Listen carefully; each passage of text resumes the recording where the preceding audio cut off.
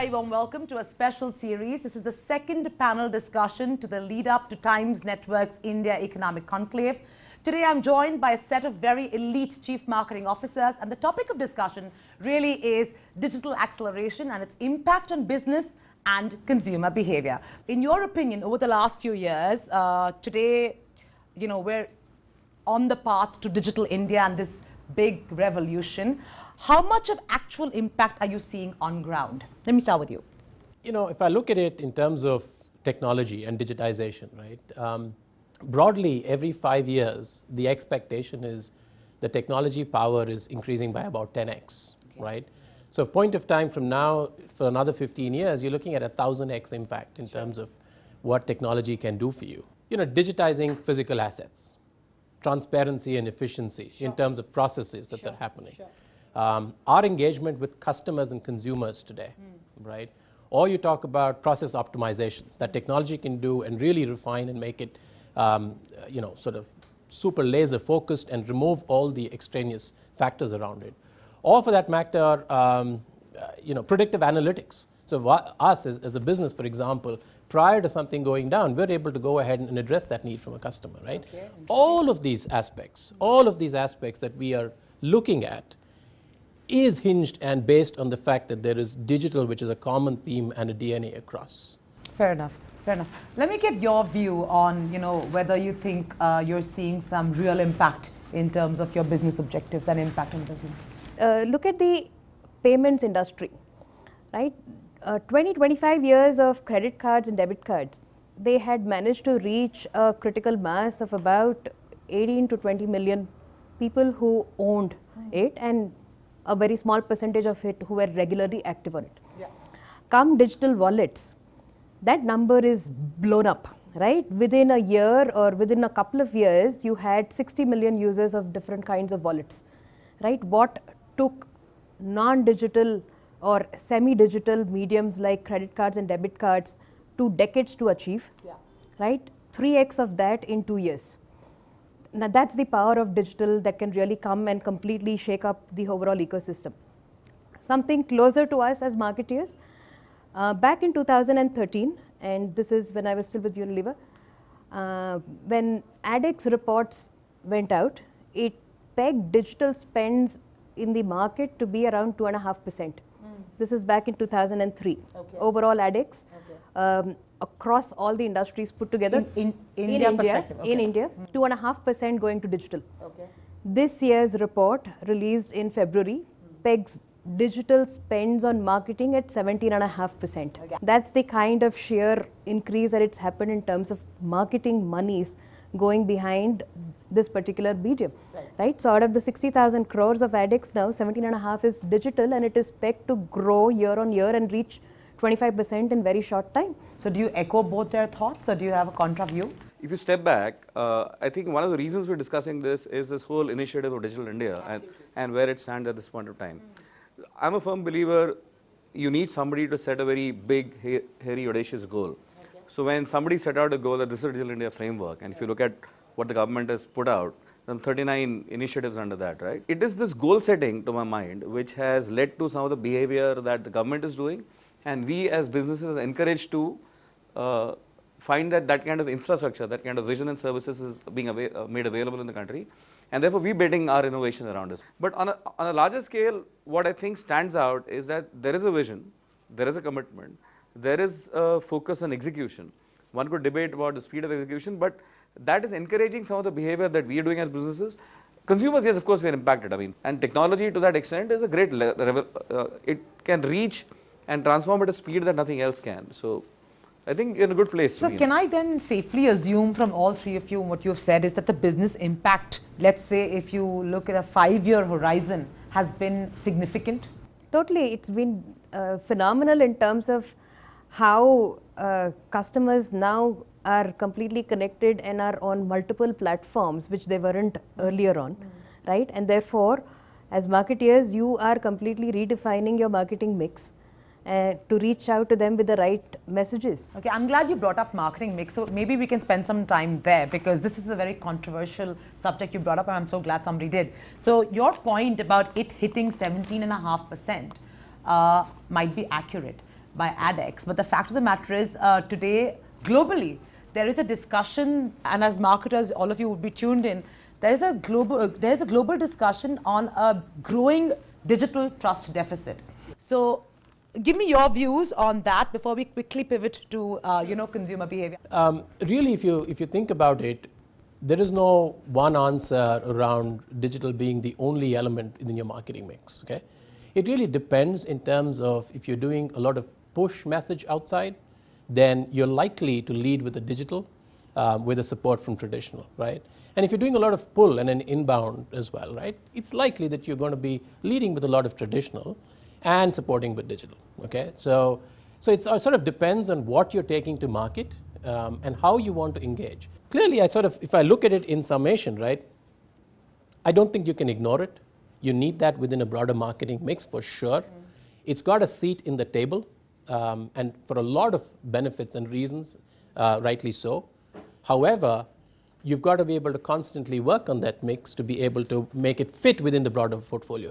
I'm just trying to address the portion of digital trust deficit. I think when you reach a certain stage of maturity, when you start looking at it with the lens, because that's you're spending a large part of your mix on that medium, I think you start looking at these things. And eventually, I think the consumer or the customer is discerning enough to make his decision. Content has its way of finding its readers in a sense, or its audience. So. But okay, I get your point. Fair enough. You're saying we can't be concerned in India about digital trust deficit because we're still in a nascent stage. I'm saying we'll get there. It's too early for us. Yeah, but then let me ask you, counter your question by saying, as a marketer today, are you comfortable with the kind of digital efficiencies you're getting? So to that extent, yes. So the trust deficit between us as marketers and the properties we engage in, I think, given their own credibility, is not so much under question.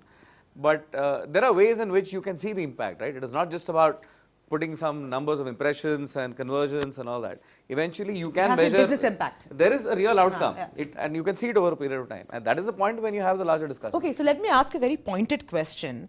What is the business impact you've seen via digital if you juxtapose it with traditional?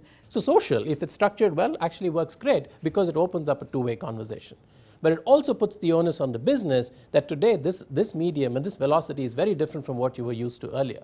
So for example, if I get in somebody coming in from a digital channel, the expectation for me, from my sales team for instance, to engage with them is very different, right? And because the speed of the conversation, how quickly you respond to them, etc., is different, right? Versus somebody I might meet at a trade show who's looked at a solution in a broader ecosystem, and that conversation might be different. I think the speed and the reach that this medium offers, it far outweighs anything that has been available so far.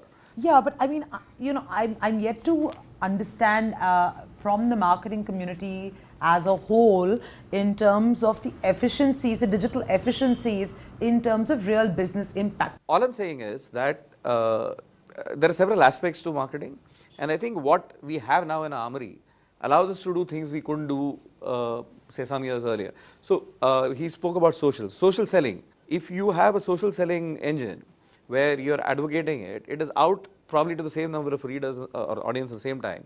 You can integrate it with a sales management tool, and you can engage a relevant audience with that particular conversation at that point in time, and it can happen within a matter of few minutes, right? Actually, I'll just add 2 points, my 2 cents to this. Today, can I ignore the digital medium? No. Of course not. Right? Because my customers are there and they are spending significant amounts of time on that medium. So as a marketeer, to have the opportunity to advertise to them at that point in time, and especially in a contextual setting rather than a general setting, no marketeer is going to say no to it, right? You have to be there, you follow the customers, and when you actually talk about effectiveness of digital versus effectiveness of TV, what I found personally is that both mediums are equally costly.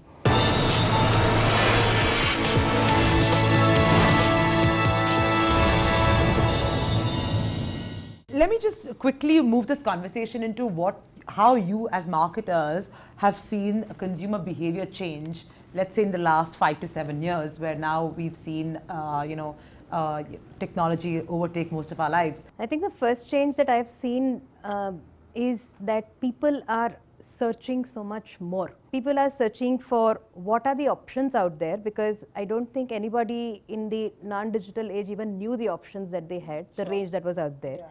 People are searching for what others are talking about it, because it helps me make up my mind.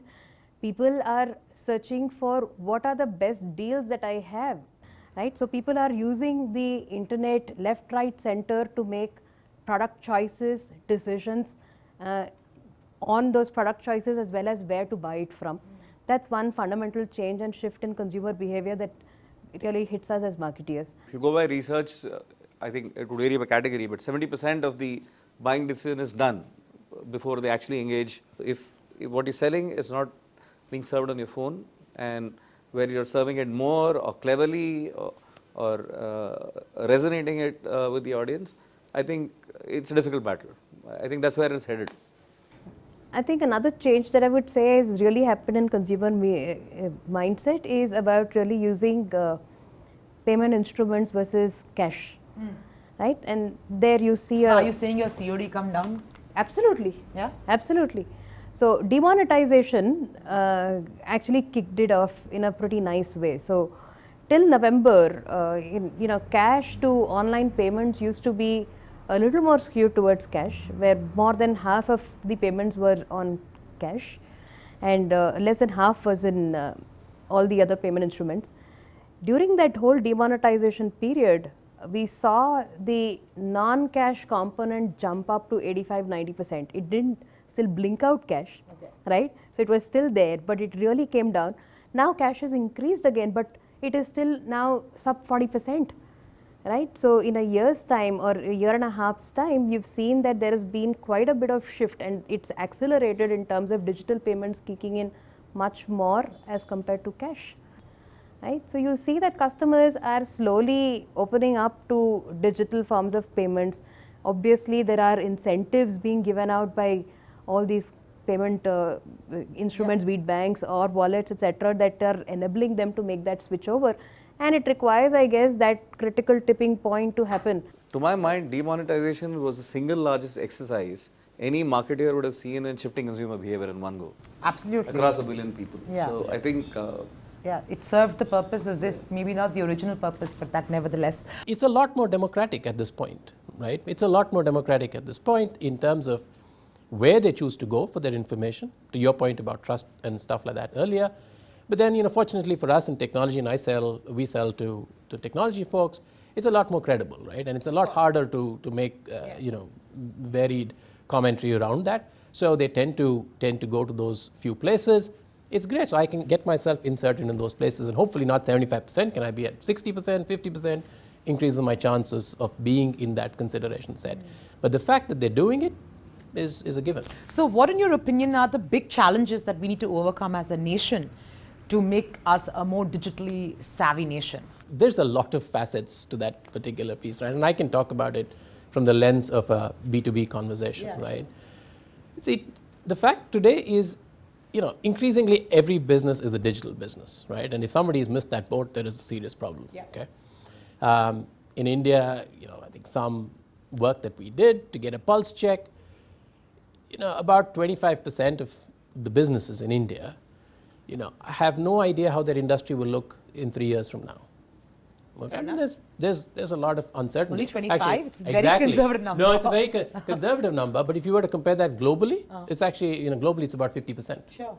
Right, 48–50%. So to that extent, Indians, I suppose, are a lot more optimistic, a lot more open to embracing change and facing the challenges, right? And I guess we're inherently good at navigating some of those uncertain waters, right? So that's the reality in which sort of we're existing at this point. And competition and changes are happening from all over the place, right? And you have no idea who your next competitor might be, or who your next segment which may show up out of the blue, right? I mean, 9 out of 10 times, businesses in India have said, hey, listen, there are new competitors which have shown up on our doorstep, right? And so clearly, in terms of our ability to be able to resonate in that conversation is super important. And some things are already happening. So let me give you an instance, for example, work, right? The role of technology in the future workplace, right? I mean, is it going to, the good thing in a lot of that, like again, I guess going back to some of this, it's not a new situation or a problem or a consideration. Technology has always played a role in our lives. It's just that it's a lot more, the pace of change is just a lot more now, right? And us as humans are now faced with a lot of this complexity hitting us from every quarter 24/7, right? And we've got to deal with it. We've got to figure out a way to navigate some of that, right? And so that change is not going away. It's just our ability to deal with some of this. Clearly, things around the fact that we can be more productive, we can collaborate better, the fact that we will have likely more free time, which means that we can now go and do other higher value added things while we leave some of the automation and stuff like that for technology to take care. That's a very likely possibility. But if you were to flip the other side and say, are we completely ready for some of this? In my mind, I'm thinking there are things around technology, the workforce readiness. There's a gap there, right? Is everybody ready to be able to absorb some of the pace of change and the fact that digital is going to touch every function within an organization? There's probably a gap over there. There's a gap in terms of what technology can do as well, in terms of technology constraints. Sure. And we've got to get our head around some of this. But the fact that it is going to be there and every business needs to change to adapt to some of this, that's not going away. The key challenge for digital is going to be in 3 areas, 2 of them digital and 1 non-digital. The first one I would put is bandwidth. We've gone to 4G, but yet most of the population is still on 2G. Yeah. Right? So bandwidth is an issue that has to be cracked. Second, I think skilling.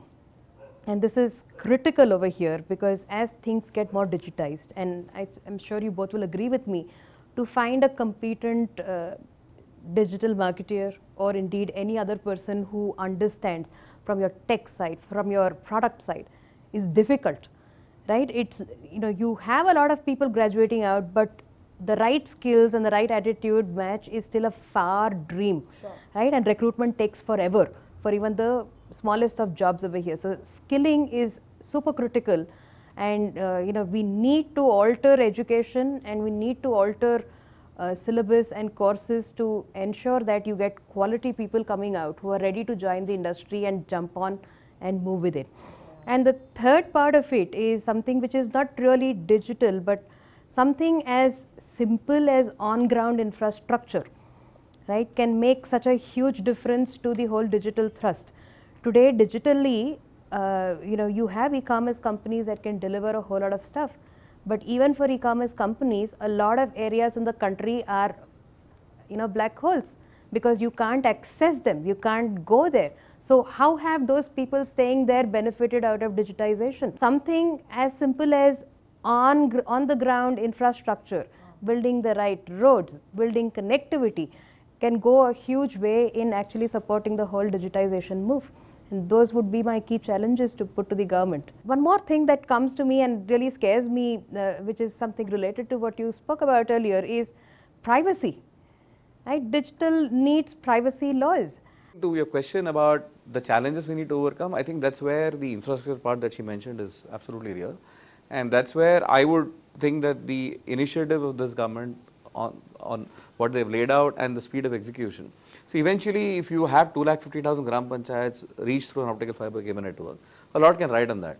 It needs to be there first, right? And then you can figure out ways to capitalize. But it's your grand assumption that, okay, after it reaches them, they will spend.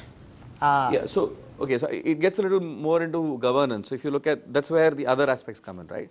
The fact that you have the program like Jan Dhan Yojana where there is money which is otherwise pilfered is now available to them. They can spend. There are sub 1K phones that they can use.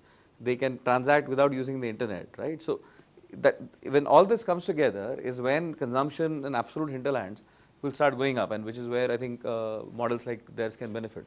So I think if you look at what the vision is, if you look at a certain amount of execution, so skilling, she's absolutely right. So if you look at the skill India initiative of the government, even laying this fiber requires a certain amount of workforce, which can even lay fibers and tie it in a particular manner of knot that is required. So there are training courses now in ITIs which focus only on this. So they're generating thousands of people who can only work on laying optical fiber network, right? So it is a gap, but that's what the skill India initiative is all about. It is not for known professional skills. It is for putting out these skills, which otherwise you wouldn't have at this scale. So I think it's a long journey, but the pieces are there, the intent is there, and there is a certain amount of execution.